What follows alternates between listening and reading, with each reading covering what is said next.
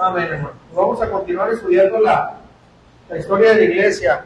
¿Cuántos hemos aprendido? ¿Sí o no? ¿Se les quedan algunas cosas? Pues hoy vamos a estar hablando de dos concilios, ¿verdad? Y la semana pasada fue oración, la antepasada estuvimos hablando acerca de la controversia, ¿verdad? De lo que era la naturaleza de Cristo, ¿ok? Entonces hoy vamos a retomar ahí y pues un poquito más adelante, ¿ok? El tema número 14 es el concilio de Éfeso y el concilio de Calcedonia, ¿ok? Muy bien, acompáñenme a orar para ponernos en las manos del Señor. Padre, una vez más, muchas gracias porque tu amor es tan grande por nuestras vidas, por nuestras almas. Gracias porque con amor eterno nos has amado, porque tu misericordia se ha prolongado, Señor, en nuestras almas. Gracias. En esta tarde queremos conocer un poco más, Señor, de dónde nosotros venimos, Padre. No tenemos duda que venimos de ti, que venimos de nuestro Señor Jesucristo, que Él es el que inició la iglesia, no tenemos duda, pero queremos conocer más, Señor, para estar más afianzados de dónde nosotros venimos, Padre, y todo lo que conllevó, Señor, el que hoy podamos tener, Señor, el conocimiento que tú nos has prestado.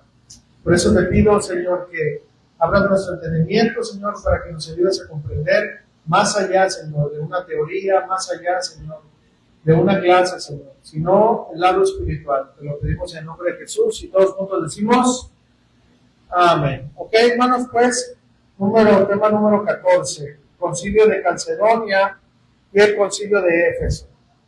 Ok, bueno, fíjense, hermanos, que la controversia, ¿verdad? No sé si se acuerdan que estuvimos hablando de Nestorio, ¿verdad?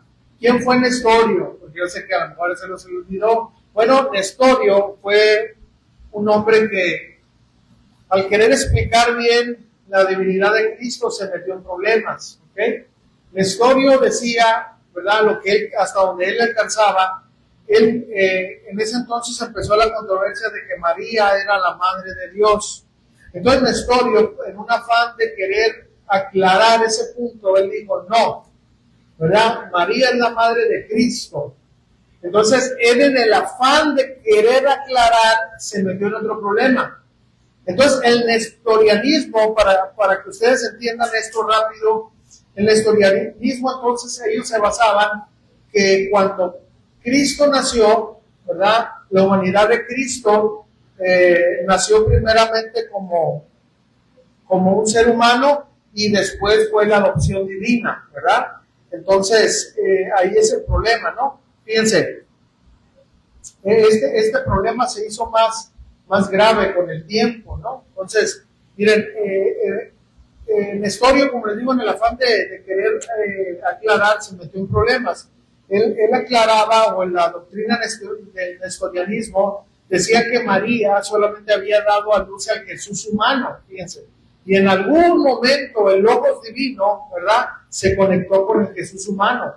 Pero de tal manera que lo divino y lo humano siempre permanecieron separados y distintos, aunque estaban en un mismo cuerpo, ¿verdad? Según los nestorianos, había dos identidades individuales, dos hipostasis, ¿verdad?, distintas en el único Cristo encarnado, ¿verdad?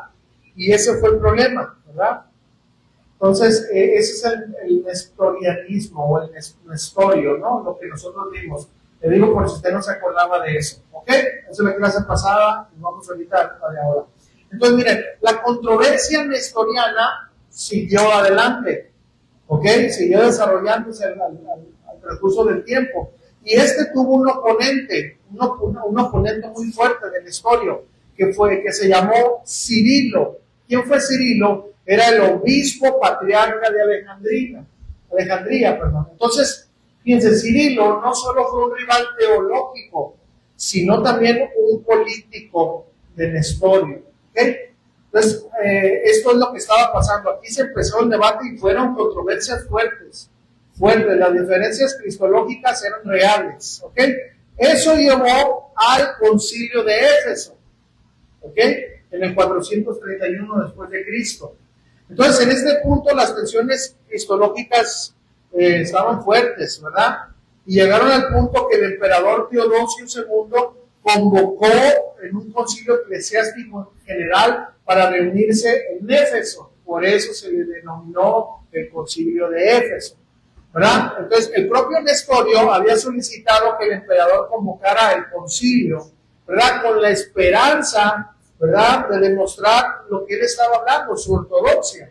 Y fíjense, aproximadamente, según la historia, dice que asistieron 200 obispos, ¿verdad? Los procedimientos se desarrollaron, ¿verdad?, en un debate fuerte, en una confrontación fuerte, ¿verdad? Y en casi todos los puntos, Cirilo superó a Nestorio, ¿ok?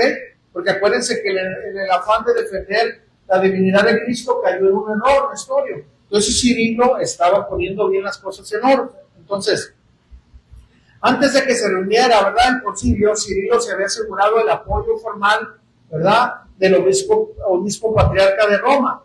A pesar de que Roma no tenía autoridad sobre todos los demás, tuvo un apoyo muy significativo en este concilio. Entonces, miren, en este concilio, para hacerlo de una manera rápida, lo vamos a dividir en 3 fases, ¿ok? En 3 fases, ¿ok? El concilio fue fijado para comenzar el 22 de junio del 431 después de Cristo y fue convocado, ¿verdad?, irónicamente en la iglesia de María, que está en Éfeso, ¿ok? Cirilo llegó, ¿verdad?, con aproximadamente unos 50 obispos. Y lo más significativo es que entre sus partidarios estaba el obispo de Éfeso, ¿verdad? Así que había aproximadamente 50 y 51 de los 200 obispos que apoyaban formalmente a Cirilo. Los otros todavía estaban para debatir, ¿ok? La primera fase, ¿qué fue lo que pasó? Acuérdense que este concilio lo vamos a dividir en 3. La primera fase es que Cirilo ataca. Miren, Nestorio llegó, fíjense, también venía bien equipado. Nestorio llegó con 16 obispos. Sin embargo, el aliado más fuerte de Nestorio era Juan, el obispo patriarca de Antioquía, y con Juan venían 42 obispos más. Juan, el obispo patriarca de Antioquía, se retrasó, pero Cirilo aprovechó la oportunidad, ¿verdad?, y se negó a que se retrasara la apertura. Entonces empezaron. Entonces, miren, Nestorio dijo que no iba a participar hasta que llegaran todos, ¿verdad? Y en ausencia de Nestorio, Cirilo pronunció 12 condenas, que en ese entonces se le conoció como las 12 anatemas contra Nestorio, o las 12 maldiciones de Nestorio, y lo declaró como hereje. Cirilo declaró como hereje a Nestorio. Una vez más, yo sé que son cosas que a lo mejor no se le graba, pero rápido. Nestorio, en el afán de defender la divinidad de Cristo, cayó en un error al decir que María no era la mamá de Dios, pero sí era la mamá de Cristo. Y ahí fue un error. Hubiera dicho que era la mamá de Jesús humano, todo estuvo bien, ¿me están entendiendo? Pero al decir que era la mamá de Cristo, ahí está involucrando la divinidad, el ungido. Ahí fue el error. Le digo porque no se me pierda, ¿ok? Mantenga eso en mente, por favor. Entonces, Cirilo condenó, dijo que el pensamiento de Nestorio era una herejía, ¿verdad? Era una herejía.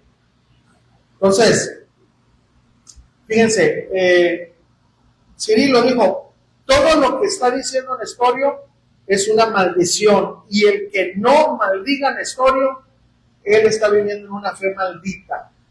Es lo que él estaba diciendo.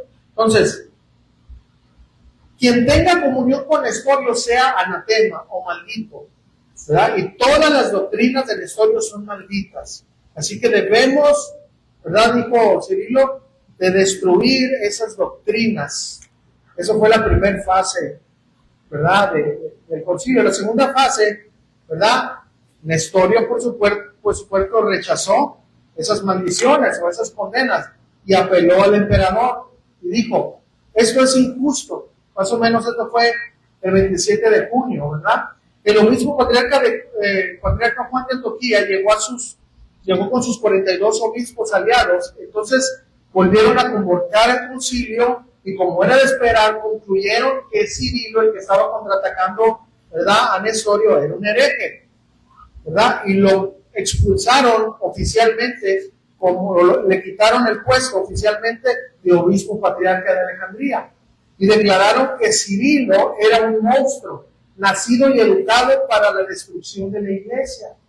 Como se puede ver, no hay mucho amor, ¿verdad?, que se intercambien entre estos dos obispos. Ahora, la fase número 3, bueno, el concilio todavía no había terminado, ¿verdad?, en todo. En julio 10, ¿quién nació en julio 10? Aparte de Calvino, ¿quién? Llegaron dos obispos, Julio Baeza, no se crean. Llegaron dos obispos en representación del obispo de Roma, y Cirilo vuelve a convocar el concilio, ahora por tercera vez, y de nuevo esta vez Nestorio es condenado como hereje, con el apoyo de esos dos representantes de Roma. Ambas partes apelaron al emperador, e inicialmente tanto Nestorio como Cirilo fueron quitados y exiliados, en primer lugar, sin poder decidir quién tenía la razón y quién no en ese momento. Ahora, ¿qué fue lo que pasó? Cirilo fue arrestado, pero escapó y huyó a Egipto. Luego, tras sobornar a algunas personas influyentes en la corte de Teodosio, el emperador cedió y restauró a Cirilo como obispo patriarca de Alejandría, donde continuó hasta su muerte en el 444.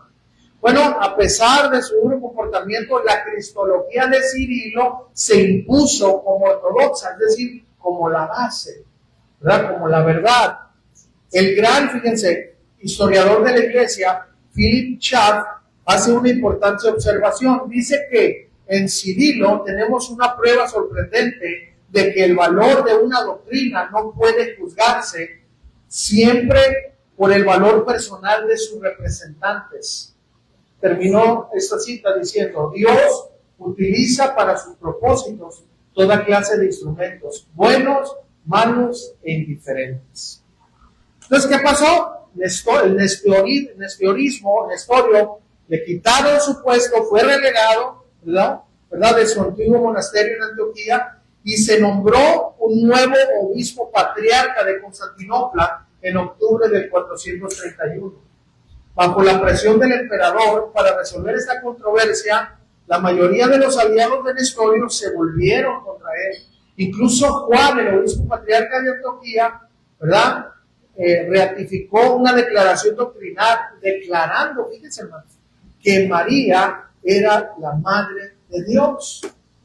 Parece que Nestorio fue sacrificado por la unidad de la iglesia. Nestorio pasó los últimos 20 años de su vida en el exilio y finalmente murió en la oscuridad en Arabia alrededor de 450. ¿Qué fue lo que pasó? El nestorismo entonces no murió con Nestorio. Surgió una iglesia nestoriana llamada la Iglesia de Oriente, ¿verdad? Estaba en Persia, en el actual Irán. Y entre los siglos sextos y el 10, hasta el 10, los nestorianos enviaron misioneros a la India y la China. Después del siglo XIV, el nestorianismo decayó considerablemente. Ha sobrevivido hasta el presente en algunos pequeños lugares de India y el Oriente Medio, según la historia ahorita. Pero hay una cosa más que señalar sobre la controversia nestoriana, que es algo fascinante. Fíjense, en la historia más reciente, los arqueólogos han descubierto un libro de Nestorio llamado Bazar de Heraclides. Este es un libro que Nestorio escribió después de ser exiliado a Arabia. En este libro Nestorio niega las enseñanzas que se le atribuyen sus oponentes. Este libro plantea dudas sobre si Nestorio era realmente un nestoriano, y así continuaron estas controversias. Entonces, lo que estamos ratificando aquí, hermanos, es que esto que estoy diciendo en verdad existió, no es mentira. Esto se encontró, ¿verdad? Entonces, hay una base para creer en eso. Muy bien, bueno, eso fue lo que pasó. Ahora, después de la victoria de Cirilo sobre Nestorio, pues no fue el fin de todas las controversias entre estas dos tradiciones cristológicas. De hecho, las tensiones se mantuvieron entre los que se inclinaban, ¿verdad?, por el punto de vista alejandrino, ¿verdad?, que destacaban la unidad de las naturalezas divinas y humana de Cristo, así como un énfasis en la deidad de Cristo, y los que apoyaban el punto de vista antioqueno, que enfatizaba las diferencias entre las naturalezas divina y humana de Cristo, y un énfasis en su humanidad. Esos son los dos pensamientos. Ahora, fíjense, la tradición cristológica alejandrina fue retomada por su sucesor, el obispo patriarca de Alejandría. Su nombre fue Dioscoro, ¿sí?, como si fuera coro de Dios, pero no, ¿verdad? Dioscoro.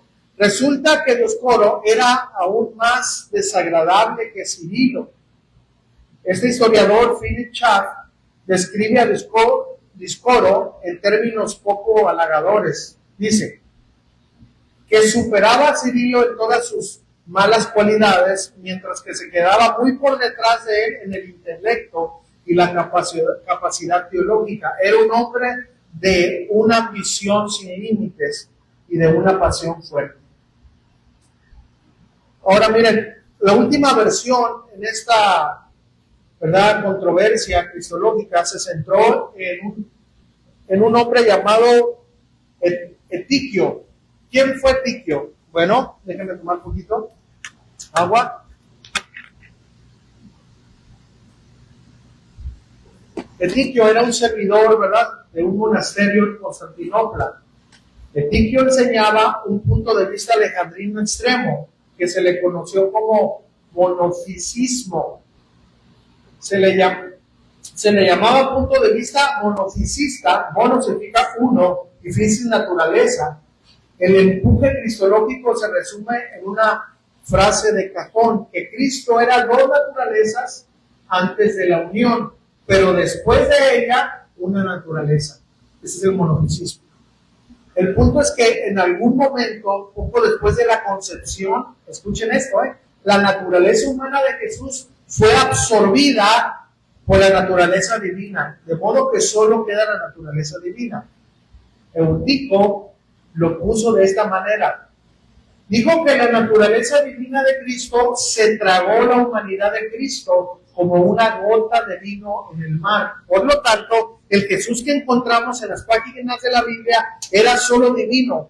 Por lo tanto, monofisista o una sola naturaleza divina.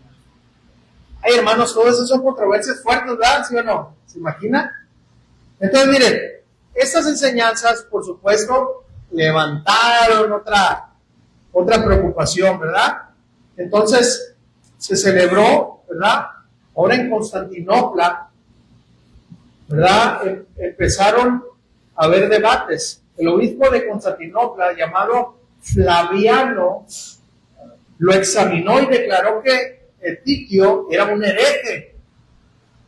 Y Etiquio fue quitado y desterrado de Constantinopla. El obispo patriarca de Roma, León I, pesaba en esa controversia y compuso un famoso tomo o un tratado afirmando de nuevo la decisión de Flaviano contra Etiquio. Entonces, miren, el concilio de Éfeso en el 449 después de Cristo, y ahí empezó, se desterró, ¿verdad?, Nestorio, y empezó esta otra controversia. Entonces, miren, aquí, ¿se acuerdan de Dioscoro, verdad? Aquí empezó el otro debate. Ahora, no todos apoyaron a Flaviano. ¿Cuánto les gusta el nombre de Flaviano? La causa de Etiquio es, ¿verdad?, fue retomada por Dioscoro y el emperador Teodosio II. Entiende que es un asunto serio donde existe una controversia entre obispos patriarcas.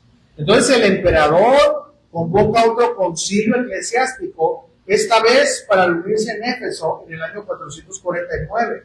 Resulta que Etiquio tenía amigos poderosos en la corte, por lo que Teodosio II nombra a Dioscoro, ¿verdad?, un claro defensor de Etiquio, para presidir el concilio de Éfeso. Con violencia y brutalidad, Dioscoro maniobra el concilio para conseguir la exoneración de Etiquio. Ahora, ¿qué pasó? Además, Dioscoro se negó a permitir que se leyera el tomo de León primero, y Flaviano es quitado como obispo de Constantinopla. Bueno, ¿qué pasó con esto? Es de imaginar que Flaviano, que estaba presente cuando escuchó todo eso, se levantó y objetó ese procedimiento, ¿verdad? En ese momento, ¿verdad? Dioscoro instruyó a sus, ¿verdad?, secuaces ahí para que escuchen esto, hermano. Eso es verdad. En un concilio cristiano, Dioscoro instruyó a sus secuaces para que lo golpearan físicamente al obispo patriarca de Constantinopla hasta dejarlo inconsciente. Hágame usted el santísimo favor. A la chola, pues. La paliza fue tan severa, según una historia, que Flaviano murió pocos días después. Ese es uno de los momentos más desagradables, hermanos, en toda la historia de la iglesia, donde un obispo patriarca realmente asesina a otro. No es, hermano, uno de los momentos de mayor orgullo, la verdad, pero hay que nombrar. Ahora, ¿qué pasó? León de Roma está indignado y defiende la causa de Flaviano contra Dioscoro. De hecho, León nombra al concilio de Éfeso el concilio ladrón y exige que se convoque otro concilio para tratar las acciones de Dioscoro. Mientras tanto, ¿verdad?, de tantas discordias, su gran defensor, el emperador Teodosio II, ¿verdad?, muere en el año 450, ¿verdad? A Teodosio, ¿verdad?, el sucesor, ¿verdad? A Teodosio a él le quedó su hija, ¿verdad? Y le quedó otro hombre, ¿verdad? A otro hijo. Entonces, aquí, en esta controversia, se brincan, ¿verdad?, al otro concilio que nosotros vamos a tratar ahorita. Entonces, ¿qué pasó? Etiquio es desterrado, ¿verdad? El cuerpo de Flaviano recibe una honrosa sepultura y la controversia aún no termina, pero en este punto se puede ver la intensidad de estos debates cristológicos. La teología, hermanos, nunca es para los de espíritu tímido, la verdad. Ok, ahora sí, hermanos. El concilio de Calcedonia. Miren, las controversias cristológicas de la iglesia primitiva llegan finalmente a su conclusión en el famoso concilio de Calcedonia, en el año 551 después de Cristo, el cuarto concilio ecuménico de la iglesia. León I exigió y pidió a la emperatriz en ese momento, Pulqueria, que se convocara otro concilio eclesiástico que se celebrara en Calcedonia, que es la actual Estambul, ¿verdad? Unos 600 obispos se reunieron en Calcedonia entre octubre y noviembre, en el que fue el mayor de los concilios ecuménicos. Los procedimientos fueron, ¿verdad?, muy tumultuosos, muy fuertes. Dioscoro es llamado a compadecer en Calcedonia para dar cuenta de su comportamiento, ¿verdad?, en el infame llamado concilio ladrón en Éfeso. Pero cada vez que intentaba hablar, el otro obispo lo reprimía a gritos. ¡Echa al asesino Dioscoro! ¡Echen al asesino Dioscoro! En poco tiempo, Calcedonia hace los siguientes pronunciamientos. Uno, que el concilio ladrón de Éfeso fue declarado nulo y sin efecto. O sea, lo que llegaron ahí no tuvo validez eclesiástica. El mismo Dioscoro es quitado y desterrado. Y la opinión de Eutico, opinión monofisista, es denunciada como herejía. Flaviano es declarado defensor de la ortodoxia, aunque murió. Y el tomo de León, su gran carta de apoyo. A Flaviano es leído y afirmado unánimemente. Mientras se lee, se oyen gritos de es Pedro quien le habla a través de León. Aquí vamos a ir viendo, nos vamos a ir metiendo un poquito más a fondo en esto, hermanos. ¿Habrá algún indicio, verdad, aquí, hermanos, que este León esté pensando que Pedro o el espíritu de Pedro estaba hablando a través de él?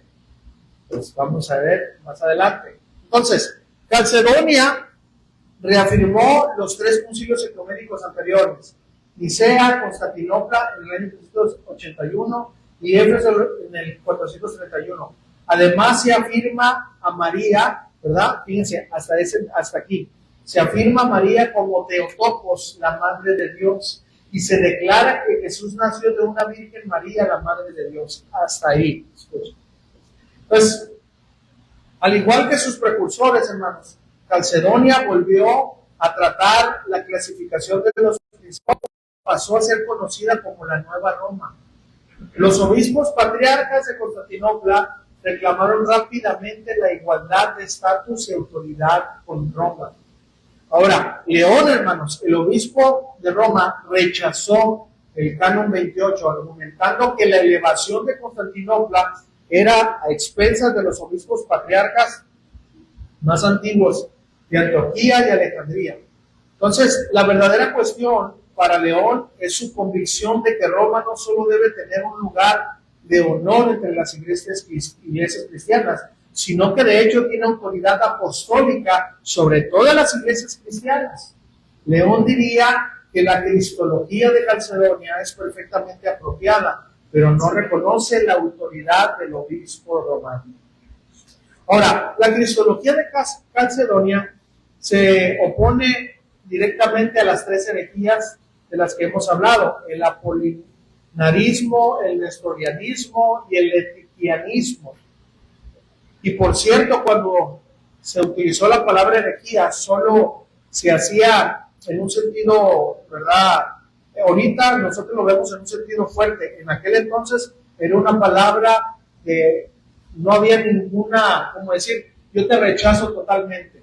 Ahorita al hablar de una herejía todavía podemos decir, mira, esto es así. No. En aquel entonces hablar de una herejía era, yo no quiero hablar del tema. Era más fuerte que ahorita el término. ¿Ok? Ahora, en contraposición al apolinarismo, ¿verdad? Que decía, que era lo que decía, que Cristo no era plenamente hombre. Calcedonia declara que Cristo es verdaderamente Dios y verdaderamente hombre, de alma y cuerpo, racionales, consustancial o de la misma sustancia del Padre, según la divinidad, ¿verdad? Y de la misma sustancia de nosotros, como humano. Es semejante a todos nosotros, pero sin pecado. En contraposición a Nestorio, que decía que Cristo tiene dos naturalezas, dos personas separadas. El Concilio de Calcedonia declara que Cristo es una sola persona, una sola sustancia o hipostasis, no dividida ni dividida en dos personas, sino un solo y mismo Hijo y Dios unigénito, el Verbo del Señor Jesucristo. En oposición contra Etiquio, que decía que Cristo tiene una sola naturaleza divina, Calcedonia, en el Concilio de Calcedonia, dijo que no, que Cristo es uno y el mismo Cristo, Hijo, Señor, unigénito, que debe ser reconocido en dos naturalezas de manera inconfundible, inmutable, invisible e inseparable. La distinción de las naturalezas no es en absoluto eliminada por la unión, sino que se conserva la propiedad de cada naturaleza. Entonces, las afirmaciones cristológicas claves de aquí del Concilio de Calcedonia son que Jesús era la misma naturaleza exacta con Dios el Padre, homoousios, y con el resto de la humanidad, pero sin pecado. Porque es lo que dice la Biblia, ¿verdad? Que se hizo semejante a nosotros, pero sin pecado. Jesús tiene dos naturalezas, divina y humana, pero en una sola persona. Entonces podemos resumir al Concilio de Calcedonia de lo que llegaron ellos, sencillamente diciendo que afirmó la plena deidad de Cristo, afirmó la plena humanidad de Cristo y que Cristo tenía dos naturalezas que vivían en una sola persona. ¿Okay? Entonces, en cierto sentido, el Concilio de Calcedonia contribuyó a la creciente separación del cristianismo oriental y occidental. La cristología calcedonia se convirtió como una norma en Occidente, pero siguió siendo objeto de varios debates en el Oriente. Muchas iglesias orientales abrazaron lo que nosotros abrazamos hasta ahorita, lo de Calcedonia, como la iglesia ortodoxa griega, la iglesia ortodoxa rusa, las iglesias ortodoxas de Balcanes, así como la Iglesia Católica Romana. Sin embargo, un número importante de iglesias del Oriente, llamadas iglesias ortodoxas orientales, rechazaron a Calcedonia en favor de una cristología monofista, es decir, una sola naturaleza divina, y se separaron del resto de la iglesia, ¿verdad? Entonces, estas iglesias monofisistas incluyen a las iglesias jacobitas de Siria, la iglesia de Etiopía, la iglesia de Armenia y la más importante de ellas, la iglesia de Egipto. ¿Okay? Entonces, cuando se trata de un misterio, hermanos, tan profundo y en última instancia inexplicable como cuál, la encarnación, no es, hermanos, sorprendente que los cristianos no alcancen su totalidad o el consenso cristológico total. Hasta la fecha, hermanos, hasta la fecha, en serio. No todos piensan como nosotros pensamos, ¿verdad? Hay varias doctrinas, varias sectas que creen otra cosa. Francamente, hermanos, para comprender plenamente cómo fue que Jesús fue plenamente divino y plenamente humano, una sola persona, sería necesario que un ser humano finito fuera el Dios infinito o que poseyera conocimiento infinito de Dios. Es decir, para nosotros en esta etapa de nuestra vida es imposible. Estos son misterios, hermanos, con lo que la iglesia ha luchado a lo largo de los tiempos y ha llegado a un consenso general, al menos en Occidente. Muy bien. Y hasta aquí nos vamos a quedar, hermanos. Hoy hasta aquí nos vamos a quedar. Y más adelante, hermanos, si gusta ponerme ahí ya, más adelante nosotros vamos a entrar, hermanos, a la iglesia medieval. Vamos a empezar con la iglesia medieval. Amén. Y fíjense, hermanos, después de esto aquí en la iglesia medieval,